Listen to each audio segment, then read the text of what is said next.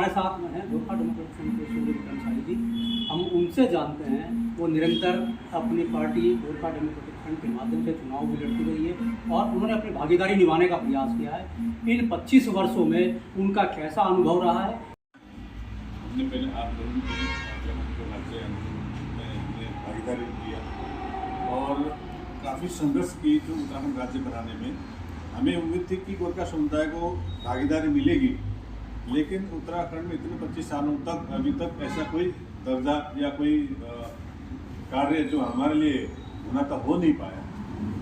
क्योंकि गोरखा अपने आप में सक्षम बताते हैं, लेकिन सक्षम होना अपनी जगह है। लेकिन सरकार के विभिन्न विभागों में हमारे लोगों को और रोजगार में आगे बढ़ाना जो सरकार करना चाहिए वो अभी इतना नहीं हो पा रहा है। हमें की बात है और हमारी पार्टी इसमें संघर्ष करती रही और उसमें हमने भागीदारी ली। लेकिन इसे चुनाव का मतलब ये है कि हम अपने आवाज़ को उठाएं ताकि सरकार तक पहुँचे, उनको रोजगार और विभिन्न क्षेत्रों में कार्य होते हैं उसमें हमारे लोगों को जो पिछड़े वर्ग हैं उनका जो है रोजगार मिले। तो इसमें हमने काफ़ी उम्मीद की थी, लेकिन अभी तक हो नहीं पाया। आंदोलनकारियों का सपना था कि उत्तराखंड राज्य बनेगा, हमारे अपने लोग बनेंगे, पर्वतीय राज्य के जो है लोग यहाँ पर आएंगे। अब लोग इस तरीके से कहने लगे 25 साल में कि हम लोग उत्तर प्रदेश में ही अधिक बेहतर हैं। जो उनका अनुभव है, जिस तरीके से जो आंदोलन कहने लगे उत्तर प्रदेश की सरकार थी उसमें हम लोग बेहतर थे, सुरक्षित थे।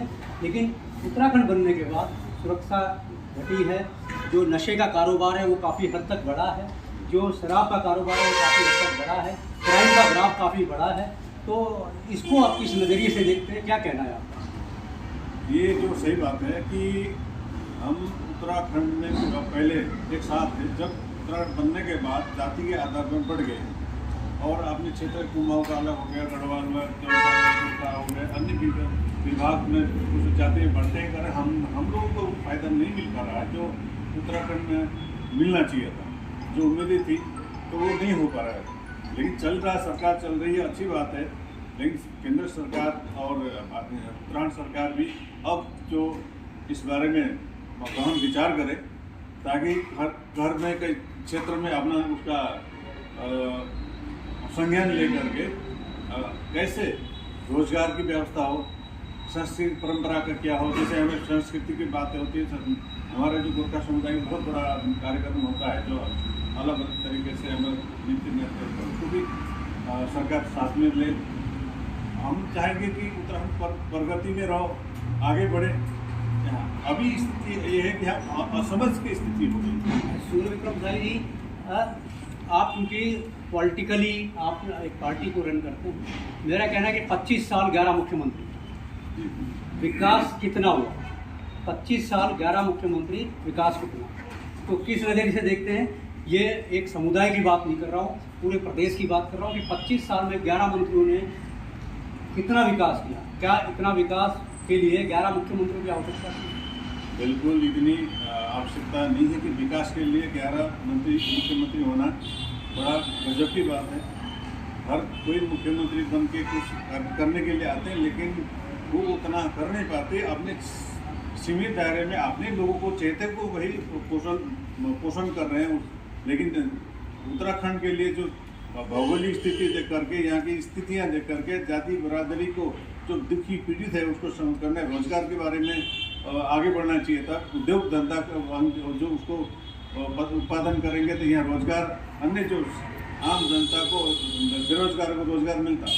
लेकिन ये जातीय आधार पर ही ज़्यादा आगे पीछे होते रह रहे हैं। जैसे गोरखाओं को तो अलग कर रखा है कि उनको सोच है कि गोरखाओं ने ये कि अतीत की बात है।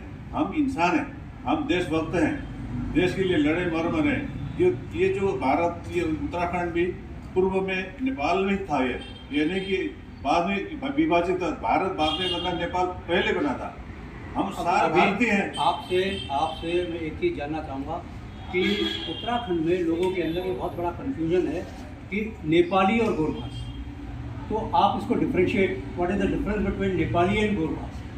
ये दोनों में क्या फ़र्क है? आप इसको विस्तार से समझाएं ताकि लोगों का माइंड जो है कॉन्सेप्ट क्लियर हो गोरखाओं के प्रति। नेपाली एक देश है, नेपाली भाषा बोलते हैं। गोरखा वीरता का, ये जो गोरखा आज से नहीं है, भारत में जो अंग्रेजों का शासन था उस समय से ये जो गोरखा का नाम चलता आ रहा है, क्योंकि वीरता की बात थी। अब नेपाली भाषा, संस्कृति, परंपरा, भाषा जो है गोरखाली भाषा बोलते हैं, नेपाली भाषा बोलते हैं, वो अपनी जगह वो मान्यता प्राप्त है, भारत में मान्यता प्राप्त है और अन्य राज्यों में भी है। तो इस तरह के भ्रम बना देते हैं कि ये बाहर के हैं, लोग हैं, इनको जो है वंचित करना के या जो भी षड्यंत्र हो, कोई रोजगार में वंचित कर देना या अन्य चीज क्षेत्र में होता है उसको वंचित कर देना, आपस में तालमेल बनाना।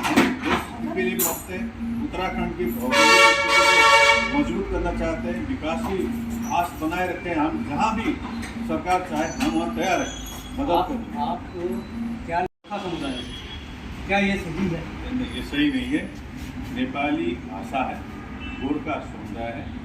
गोरखा मीन्स वीरता के जो वीर हुआ उसमें गोरखा बहादुर बोले तो गोरखा है। गोरखा एक जिला है, गोरखनाथ से उठता है। जो हमारा जो योगी जी हैं वो हमारा गुरु है गोरखनाथ, उसके आधार पर गोरखा मनाया जाता है, बोला जाता है।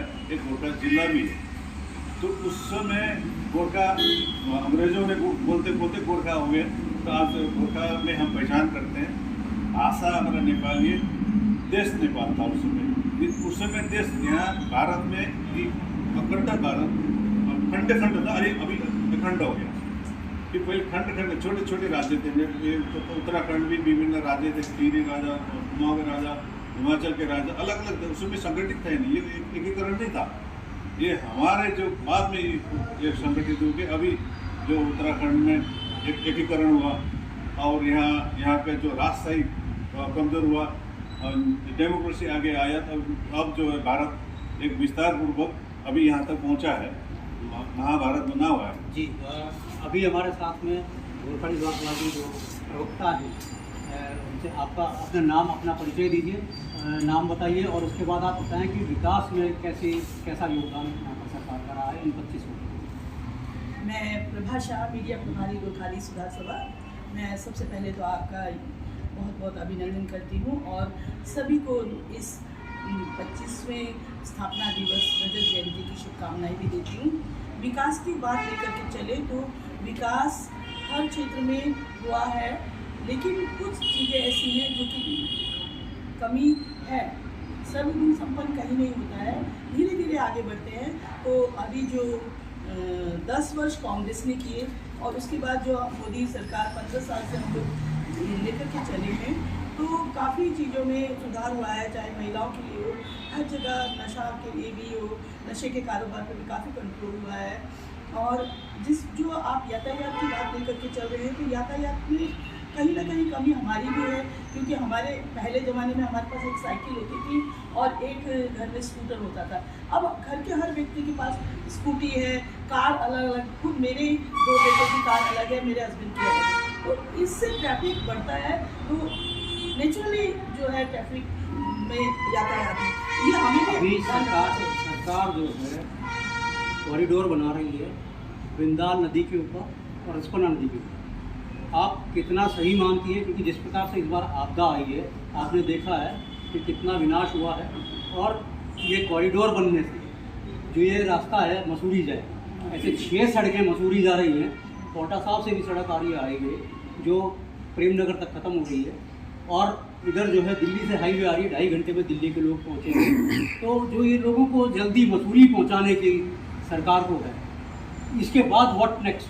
मसूरी से आगे कहाँ जाएंगे? वो सड़कें वहाँ पर जो है पहले से ही ओवरलोडेड है, ओवर जाम है, और अब जो है इस तरीके से जो 2.5 घंटे में लोग यहाँ पहुँचेंगे और उसके बाद मसूरी जाएंगे, तो जाम की स्थिति कैसी रहने वाली है और मसूरी पर कितना दबाव पड़ने वाला है? मसूरी तो ऑलरेडी बहुत हाई टाइट है, और जो ये बन रहे हैं, अब आपने ही लिखा है अपने मैगजीन में कि मानव रचित आपदा, क्योंकि हम लोगों ने ही आपदाओं को जन्म दिया है। तो सरकार को ऐसी योजनाएं जारी करने से पहले पीछे का भी सोचना चाहिए कि कैसे इसको हम मैनेज करेंगे और कैसे इसको।